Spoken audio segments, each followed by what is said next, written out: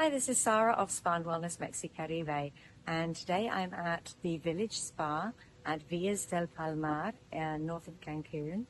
And the Village Spa is really a beautiful open-air spa at the heart of the resort, offering some really wonderful treatments.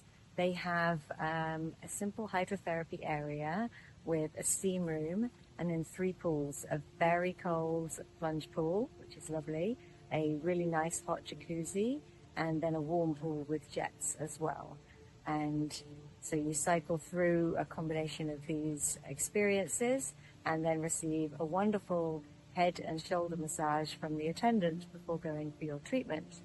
And I experienced the Mayan healing treatment, which is an incredible journey drawing on all of the traditions of the Maya people, typical to the region, indigenous to the region.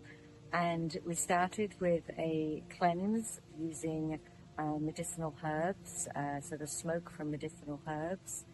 And then the massage incorporated a mud that was placed down the spine, and then really beautiful but very intense massage techniques, a very intense abdominal massage, which is typical for the Mayan massage, and just really amazing stretches using the rebozo, which is a Mayan shawl, to kind of compress the body and stretch things as well.